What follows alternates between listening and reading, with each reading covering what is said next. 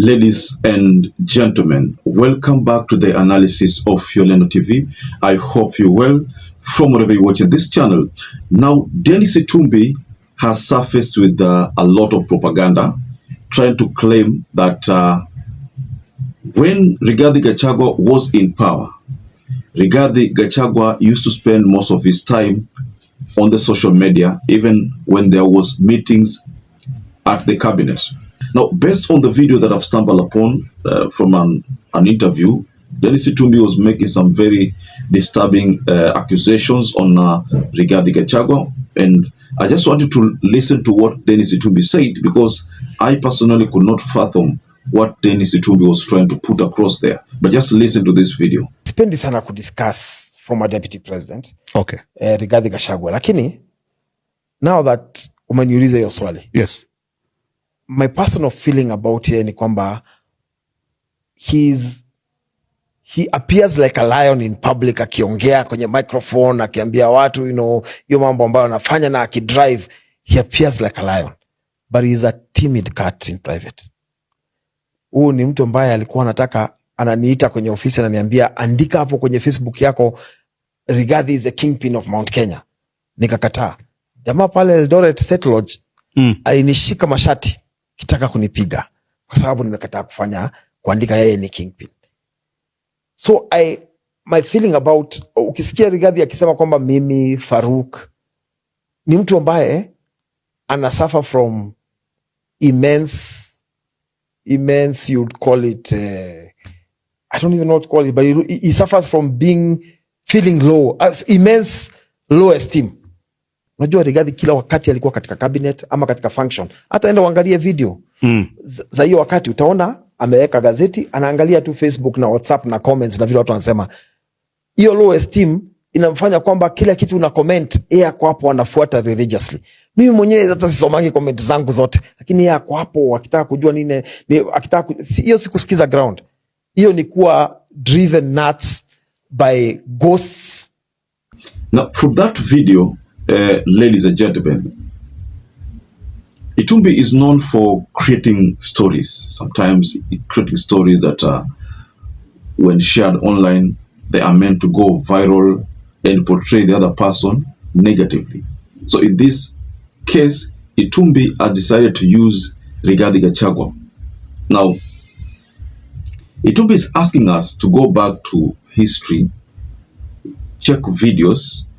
Most of the videos, most likely in cabinet videos, videos in meetings, that in those videos, we are going to find some content where Rigathi Gachagua, instead of paying attention to the meetings, is paying attention to Facebook posting, X posting, TikTok postings, whether there are people who've commented. Now, talking about this social media, we all know that DENIS Itumbi ni mtu wa online.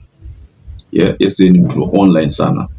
So he's telling us that there's a particular time he had some fight with the Rigathi Gachagua over the fact that Rigathi was trying to force him to post on the social media, Facebook, that Rigathi Gachagua is the Mount Kenya kingpin. Now, there's also something here that DENIS Itumbi is saying, that back then, Rigathi would be very mad with him because he had delayed, or rather he had rejected the request from him. Oh man, this government of William Ruto is run by Itumbi and Farouk. This Itumbi, all these statements you see ministers issuing, like the one DCI has issued about the violence yesterday in Mweki. It's Dennis who crafts them. He crafts the messages, and you can see even that is language. He gives them to read. And my problem with that so-called small man is that they work in cohort with the president. And he hangs around State House. And if you have a discussion with the president and he doesn't like the way it is going, he sends him a text, and Dennis walks into the president's office and says, Mr. President, you are late for the next meeting. And the president brings the meeting to a closure. I had not realized that until I studied. I saw there is a pattern.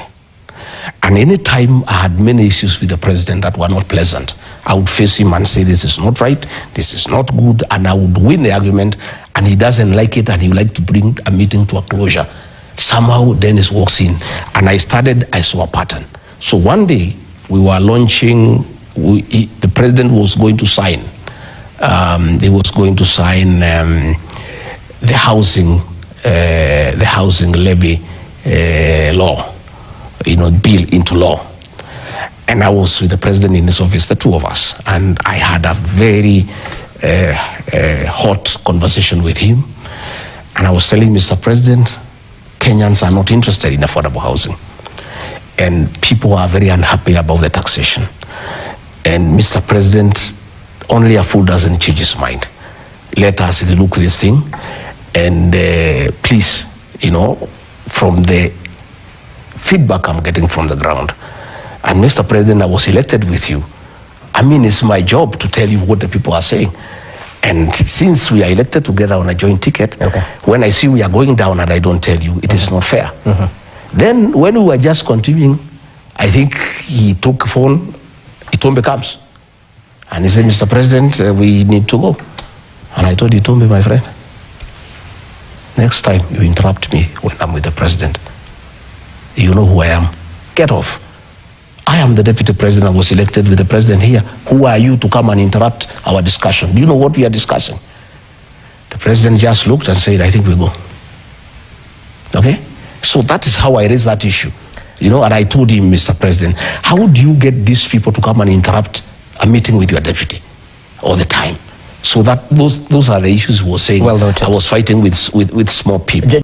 Now, if you go back to the interview that was conducted at Sagana, William Ruto went public and stated some infighting that used to exist between Rigathi Gachagua and Denis Itumbi. But then there was also a rebuttal from Rigathi Gachagua after William Ruto had accused Rigathi Gachagua. You remember those conversations, ladies and gentlemen?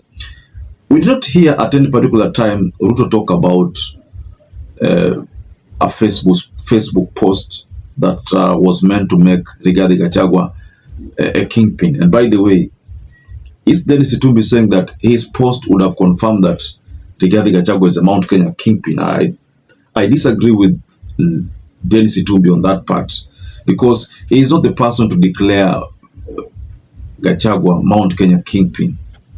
Gachagua is already crafting his own political path, building his own base without the assistance of Itumbi. A mere posting cannot confirm anything. A posting, Itumbi has been posting so many things. He posts stories, some of them not justified. He posts stories, some of them are fake stories, but he posts them. He has been posting them ever since Uhuru Muigai Kenyatta recruited him to serve in the office. I want you to make me president. I can't make myself MCA. Sasa nilikuwa counselor. I can't make myself counselor. How do I make you president? Kasema, hizi vitu nafanya kwa internet. Many people have told me I should get to you. So at that point, nikamwambia, I don't think you can be president. So akaniambia, can we meet tomorrow? Nikasema sawa. So the next day, he tried to offer me a salary, to offer me a structure. Then lakini ali mention jina moja, Sachs, the current governor of Nairobi. So that's how then we met with Sachs later. And later I got my chance now to go to him and tell him I'll take up this challenge, but on 3 conditions. Mimi nimefanya research yangu na kuna 1 2 3. Unajua sasa nikwambia historia yote utabai ile book naandika. Lakini ulimwambia wewe huwezi kuwa president. Yes, and I gave 3 conditions. Nilimwambia 1, watu wanadhani wewe uligrow na silver spoon. Yes. Yeah, so ujui mambo ya raia. Second, watu wanadhani wewe you're a hopeless drunkard.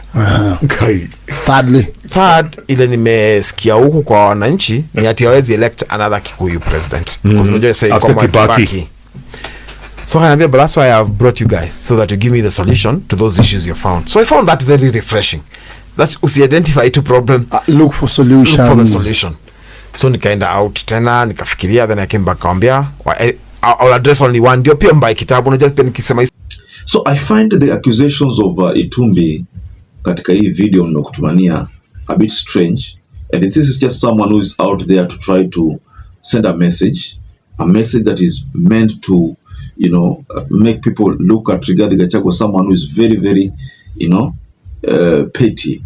He's trying to create a picture that Rigathi is very petty and hardly takes issues seriously. And again, he's trying to create a picture that Rigathi Gachagua would just waste time. He was not even concerned about working. He was only focused on, his own selfish ambitions, according to Denis Itumbi. And he's also portraying Rigathi Gachagua as someone who could not perform. I mean, I'm talking about performing in terms of the government responsibilities. But you see, Rigathi has been saying that alifanya mambo mengi. He advised William Ruto. He alipigana na chang'aa. You remember issue of alcohol. Alipigana mambo mengi. He has been talking about all those things. We can't say that Kindiki is not doing much, but Ruto talked about Kindiki helping him a lot. So Ruto anajua na Kindiki anamsaidia na, but what we see ni Kindiki organizing meetings after meetings, meetings after meetings, giving handouts. I don't know whether that is what he means. Hama kuna kazi zingine behind the scene ambayo tujui. But most of what we see on the public ni yeye kutana na watu, dishing pesa, kutana na watu, dish pesa, dish pesa. You see, that's what I'm seeing with the Kindiki. Or this idea of people going to State House is the brainchild of Kithure Kindiki. Labda, that is what he means by Kindiki overworking. That Rigathi Gachagua did not overwork. Of course, with Rigathi's politics, he was playing it safe by stating that the loyal people are the ones who are supposed to pay William Ruto a visit, but the ones who are not loyal were supposed to be put aside. People like Raila Amolo Odinga hawakuwa watu loyal according to Rigathi Gachagua. Watu kama Sifuna hawakuwa watu loyal, hao walikuwa wasialiko State House. Lakini Kindiki amealika watu wote. So I don't know that is how Ruto is gauging these people. I don't know, but we are just to find out what really Kindiki amefanya sana ambayo inasema kwamba yeye amefanya kuliko Gachagua. So ladies and gentlemen, what do you think about Denis Itumbi's accusations on Rigathi? Ni kweli kwamba Rigathi Gachagua ni mtu tofauti na yule ambaye anaongea kwa podium? Well, politicians wote wako hivyo, wote, hata Raila, hata Kalonzo, hata Oparanya, hata Moses Wetangula, wote, hata Ruto, huwa hawana msimamo mmoja. Wote wako ni msimamo miwili, hata Uhuru, by the way. Kuna mtu aliniambia kwamba ukitaka kuwa na mtu ambao ana msimamo mmoja, then elect mama. I don't know whether that is true. If we elect mama, atakuwa na msimamo mmoja na hiyo direction achukue, ama atakuwa na double speak kama watu wengine ambao nimewataja. So perhaps if you watch this video and you've not subscribed, take 1 second and subscribe, like this video. Until you catch up again, stay safe and stay blessed. Thank you once again for choosing YOLENO TV as your favorite political channel.